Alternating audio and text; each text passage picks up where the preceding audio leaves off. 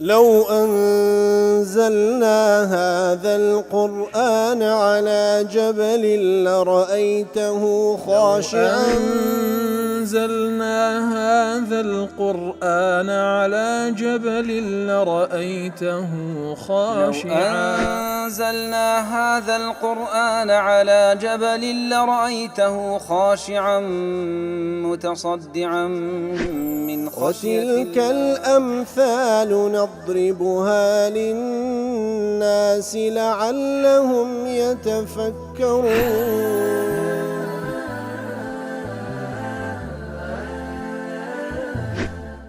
الحمد لله والصلاة والسلام على رسول الله وعلى آله وصحبه ومن والاه. السلام عليكم ورحمة الله. برزان خوش حالم لواني 1037 لواني كاين تفسير قرآني بيروز بيم وخزمتان وبس رزامن دي رب العالمين وهي دارم اوي ازي السودي لور بقرن. أعوذ بالله من الشيطان الرجيم. ألم يأتهم نبأ الذين من قبلهم قوم نوح وعاد وثمود وقوم إبراهيم وأصحاب مدين والمؤتفكات أتتهم رسلهم بالبينات فما كان الله ليظلمهم ولكن كانوا أنفسهم يظلمون. والله خوي جور سبحانه وتعالى فرمي بيان نجيشتي هوالي جرنجي قوم كاني بيشوي خويان وكو قوم نوح وقوم عاد كوا هود بيغمبر لبيان روانك عليه الصلاة والسلام وقوم ثمود كصالح بيغمبر لبيان روانك عليه الصلاة والسلام وهروها وكو قوم إبراهيم وكو أصحاب مدين كوا شعيب لبيان روانك والمؤتفكات أو قنداني كوا كاول بون لدواي أو السربيتي فرماني لوطيان كر عليه الصلاة والسلام وكاري قيزونيان أنزام دا إتر هوالي أوانيان لو نهاتي أتتهم رسلهم بالبينات أي جاءت تلك الأمم رسل الله بالمعجزات الواضحات مثل أو أمتاني كوا أخوة يقول آما جي بيدان بيغمبراني خوا تسول بولايان روانكرا للايان خوا يقول سبحانه وتعالى ببيناتيش بمعجزي زور واضح خواهي قرواني كركوا أو معزانة بلقبون لسر بيغمبراتي أوان يتل نتيجة دا فكذبوا الرسل فأهلكهم الله أوان لدواي هاتين بيغمبرانيان أو بيغمبرانيان بدروزاني لنتيجة دا الله تعالى لنا يبردن. وكل تفسيري بقاعدة لي كاتك واخواي قورا ناوي أو تسن قومة دين لنيو همو قومة كاني تر لبروي دالي بيدتي عرب بتايبتي كوا يكم جار أوان مخاطبون كلا بيغمبر صلى الله عليه وسلم لنيو أوانها هات لبروي عرب أخبري أواني بيبو جيغاو ريغاو بابلين آثاري أو قومانا لمنطقي جزيرة عربي نزيق بو مع أنهم كانوا أكثر الأمم عددا وهروها أوانا كاتك خوايو لنا يبردن جماريان قاليك زور بوا وأنبياؤهم أعظم الأنبياء وبيغمبرانيان قورتريني بيغمبران بوينا عليه الصلاة والسلام ولام كاتك وأوان أو هلويستيان كدواتا كاتك وبرامبر ببيغمبرانيان عليه الصلاة والسلام بدرويان زانين خوايو لنا يبردن. ابن عاشور دالي لو آتدا إيجاز حذف زور بديع وجوان وريكو بيك واتا وكل رولة سندين زي قاعد كلا قرآن بيروس كواب كرترين عبارة فراوان ترين ما نادى بخشي لبرو دليل لأن مجيء الرسل بالبينات كاتك وبيغمبران هاتين ببلغي واضح وروشن وبمعجزات يقتضي تصديقا وتكذيبا أو معجزاتان كبيان بوا هلويست برانبريان يان برازانين يان بوا يان بدرو زانينيان فلما فر علي أنهم ظلموا في سمالهم لدواتري كاتك ودفن الظلميان لخوان كرد علم أنهم كذبوا الرسل كواتا كاتك دواتري دفرمي يكسر دفرمي الظلميان لخوان كرد كواتا بيغمبرانيان بدرو زاني ولا سر أوشوا أن الله جازاهم على هذا بأن عاقبهم عقابا لو كان لغير جرم لشابه الظلمة كواتا كاتك وان بيغمبرانيان بدرو زاني الله تعالى دسر أوهل ويستيان سزايدان سزایدان ئەو سزایش کاتێکەوە سزای کەسێک دەدرێت ئەگەر ببێت تاوانبی ماناوی زوڵمیان لێکرا وەخوای گەورە زوڵم لە کەس ناکە فجعل من مجموع نفي ظلم الله إياهم كاتل يردك لدوات لدفن مخايق ظلم لوان نكر ومن إثبات ظلمهم لأنفسهم بلكو بيسو أنا خايق دفن وان ظلمي على خوان كر ليرة دزاندري كوا معرفة أنهم كذبوا الرسل وعاندوهم كواتا ليرة أو كواباس نكرا تنها نتيجة كباس كرا كواتا مفهومك أوي أوان كاتك بيغمبران بمعجزات هاتن عليه الصلاة والسلام أوان تيان كر بدرويان زاني وهروها دجمناتيان كردن وحل بهم ما هو معلوم من مشاهدة ديارهم وتناقل أخبارهم إتر أو بسريان هات كوا لجيو ريقا كانيان آثار شوانواري مايو أو كوا جيل لدواي جيل خبري أوانيان باس كرده كوا كوس زي خواهي قولان هات السريع فما كان الله ليظلمهم إتر بو سزاي كخواي قول السزاني دا الله تعالى ظلمي لنا كردين وكو أبي سعود دليه فيه مبالغة في تنزيه الله سبحانه عن الظلم كاتا أو عبارة زور بمبالغة وباسي وذلك كوابه هيج شيويك الله تعالى دور الويكا ظلم لكذبك أي ما صح وما استقام له أن يظلمهم بهيج شيويك خواي قول سبحانه وتعالى لينا وشيته وظلم لكذبك ولوانيش بهمان شوا بلام أوي بسريان هات ولكن كانوا أنفسهم يظلمون بلام أوان ظلميان لنفسي خويان ذكر أي فما كان الله ليظلم تلك الأمم المكذبة الله تعالى ظلمي لو قومانا نكر دي كواد بيغمبران بدروزانية بإهلاكهم قبل إقامة الحجة عليهم بوي كوال ناويان بباب السزاك بيش أو إقامة حجيان لسربكا ولكن كانوا يظلمون أنفسهم بەڵکو ئەوان زۆڵمیان لە نەفس خۆیان دەکرد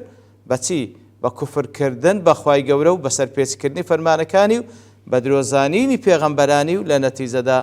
مستحق بوون کەوا سزای خوای گەورەیان بێتە سەرێ لەفی ظلالی سەید دەڵێ النفس المنحرفة تبطرها القوة ئەو کەسێک کەوا نەفسەتی انحرافی کردیە بە قووەتەکەی هەڵدەخەڵەتێ بەتڕان دەبی مەغرور دەبی فلا تذكر بهيت شويك بير ناكاتوا وتعميها النعمة فلا تنظر نازو نعمة كان وهي ذكا بي كورببي تماشا ناكا كواتش بي بخشية وما تنفعها عظات الماضي وهروها بهيت شويك سود لا أو روداواني بيشوتر وناقري كواتشي بسر أو كسان هاتية وإن كثيرا ممن يبتليهم الله بالقوة وبالنعمة زۆرێک لەوانەی الله تعالى تاقییان دەکاتەوە بۆی کە هێزیان پێدەبەخشی و نعمەتیان لەگەڵ دەکا لتغشى أبصارهم وبصائرهم غشاوة ئەیوان بەو ناز و نعمەتە لە جیاتەوەی کەوا شکرانە بکەن بە پێچەوانەوە چاوەکانیان چاوی سەریان و چاوی دڵیان بە پەردەیەک دادەپۆشرێ فلا يبصرون مصارع الأقوياء قبلهم ئیتر پەردەک لەسەر چاویان و لەسەر دڵیان دروست دەبی کەوا نهایەت و مەسیری ئەوانەی پێشوی خۆیان نابینن ولا يستشعرون مصير البغاة الطغاة من الغابرين حزب مصير و چارەنووسی تاغوتەکانی پێشە خۆیان ناکەن عندئذ تحق عليهم كلمة الله ئیتر لەو کاتانەکەوە گەیشتن ئەو دەرەجەی جەبەروت و بە هیچ شێوەیەک پند و ئامۆژگار وەرنەگرن كلمة وسزاي خواي جور لسر مستحق دبي وهروها سنتي خواي جور سبحانه وتعالى لسر جيب دبي لو كاتاني أخذهم الله أخذ عزيز مقتدر مثل أوان خواي جور السزاي شان دا بتشويق لا بس لا سزاي كسيك سزاي ذاتك كوا عزيز بتواناو بدا صلاة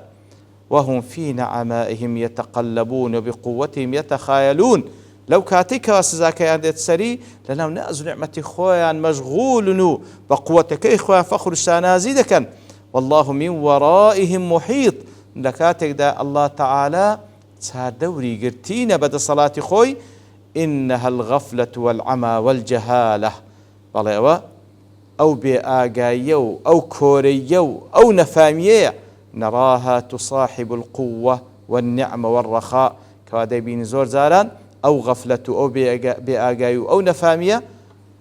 لەگەڵ چی هاودەم دەبی لەگەڵ ئەوەی کەوا قووەت و نیعمەت و خۆشی پێبەخشرایە نەڕاها فی كل زمان وفي كل مكان لە هەموو زەمانێک و لە هەموو جێگایەک دەیبینین إلا من رحم الله من عباده المخلصين إلا مەگەر ئەوەی کەوا خوای گەور ڕەحمەت لێ کرد لە بەندە مخلیسەکانی خۆی ئەوان فعلا بەناز و نعمەتی خوای گەورە زیاتر ملکەز دەبن لە بۆ خوای گەورە و بەو دەسەڵاتی پێیان بەخشرا زیاتر شکرانە بژێری دەکەن. اینجا لە دوای ئەوە خوای گەورە دەفەرمی والمؤمنون والمؤمنات بعضهم أولياء بعض ئیمانداران لە پیا و ئافرەتان هەندێکیان وەلی و دۆستی هەندەکەی ترن يأمرون بالمعروف وينهون عن المنكر فرمان بتساكە دەکەن وڕێگری لە خراپە دەکەن ويقيمون الصلاة ويؤتون الزكاة فرمان دەکەن يعني نوێژەکانیان چاک ئەنجام دەدەن زەکاتی ماڕەکانیان دەردەکەن ويطيعون الله ورسوله جۆرالی فەرمانەکانی الله تعالى وپێغەمبەرەکەی دەکەن صلى الله عليه وسلم ئەوانە أولئك سيرحمهم الله ئەوانە کەسانێکن کە الله تعالى ڕەحمەتی خۆی پێیان دەکە إن الله عزيز حكيم بێگومان الله تعالى هەم عزيزە هەم حەکیمە. لا تفسير رازي دڵێ مناسبەی واتە لەگەڵ پێشوو خۆی لما وصف الله تعالى المنافقين بالأعمال الفاسدة والأفعال الخبيثة كاتك وأخوي قول وصف المنافقين كر بوكارو كردوا خراف خبيث بابلين بوغناني كدي كان ثم ذكر عقيبه أنواع الوعيد في حق في الدنيا والآخرة باشان هرشي خوي باس كرد لسر أو كساني كآوادكن سيان بسريهن شي بسريان هنا لدنيا ولقيامة ذكر بعده هذه الآية إن زاخوا يقول لو آتدا باس لتسيدك كون المؤمنين موصوفين بصفات الخير وأعمال البر على ضد صفات المنافقين زالير دا طرف مقابل بازك كوا إيمان دارانا أوانا بيتسوانا صفات خير كردوي تساق دكن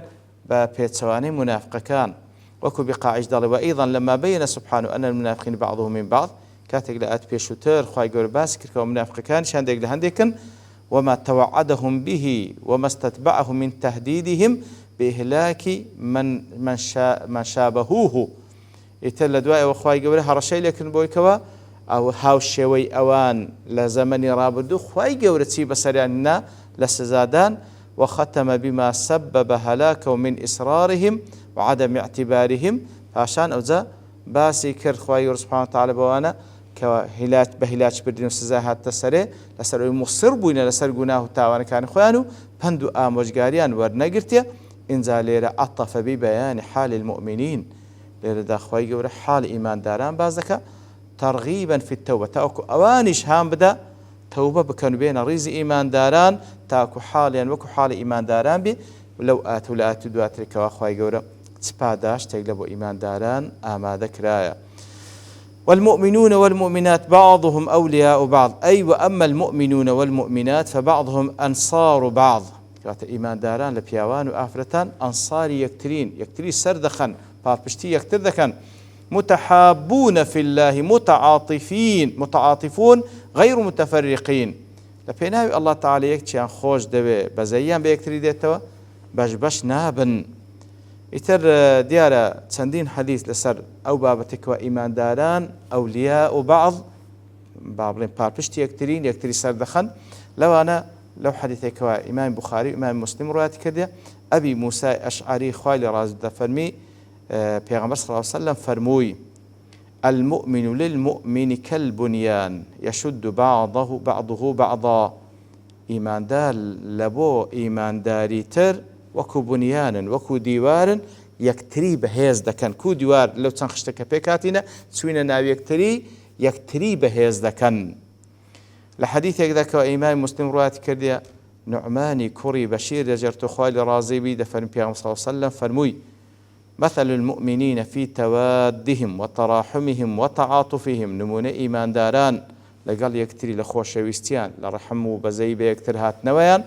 مثل الجسد وكو يقلع شوان إذا اشتكى منه عضو تداعى له سائر الجسد بالسهر والحمى أجر وەکو لاشەیەک لەو لاشە ئەگەر یەک ئەندام لەو لاشەیە بئێشی هەموو لاشەکە لەگەڵ یەکتری چ دەکەن هەموویان شەون و خونی دەکەن و هەموویان تایان دێتێ ئیتر ئەسڵ وایە ئیمانداران لەگەڵ یەکتری وابن لە اقتضاء الصراط المستقيمش ابن تيمية رحمة الله عليه إن المؤمن يحب المؤمن إيماندار أصل إيماندار ويكوا إيماندار خوش به وينصره بظهر الغيب پشتی لێ دەکا و دیفاعی لێ دەکا ئەگەر ئەویش ئاگای لێ نەبی وئین تەناءت بهم الدیار وتەباعد الزەمان ئەگەر لە شوێنیش زۆر لە یەکتری دوور بن ئەگەر لە زەمەنیش لە یەکتری دوور بن هەر یەکتریان خۆش دەوێ و پاڵپشتی یەکتر دەکەن وهروە لە مەجموعی فتاواش دەڵێ من كان مؤمنا وجبت موالاته هەر کەسێک ئیماندار پێویستە وەلات لە بۆی هەبی من ئەی صنف كان هر چبی او جل هر صنفێک بی مادام ئیماندار پێویستە وەلات لەبۆی هەبی ومن كان كافرا وجبت معاداته من أي صنف كان ئەوەی کافریشە پێویستە لەسەر ئیماندار دژایەتی بکاتن لە هەر صنفێک بی ومن كان فيه إيمان وفيه فجور ئەو کەسەش کەوا هەم ئیماندار و هەم خراپەکاریشە بەڵام کافر نییە بەس خراپەکارە أعطي من الموالاة بحسب إيمانه لقدر إيمانك يبابنبوني بإيمان پێویستە وەلات لە بۆی هەبی خۆشت بێ ومن البغض بحسب فجوره ئەوەندەش ڕقت لێ بتەوە بە حەسەبی ئەو کار و کردەوە خراپانەی کە هەیتی ئیتر دیارە ئەو ئاتە زیاتریش مفەسرین قسەی لەسەر دەکەن بەڵام لە بەرتەوابوونی کات دەوەستین بە پشتیوانی خوای گەورە لەوانەی داهاتوو دێنەوە خزمەتی وصلى الله وسلم على نبينا محمد وعلى آله وصحبه أجمعين وآخر دعوانا الحمد لله رب العالمين لو أنزلنا هذا القرآن على جبل لرأيته خاشعا أنزلنا هذا القرآن على جبل لرأيته خاشعا أنزلنا هذا القرآن على جبل لرأيته خاشعا متصدعا من خشية وتلك الأمثال نضربها للناس لعلهم يتفكرون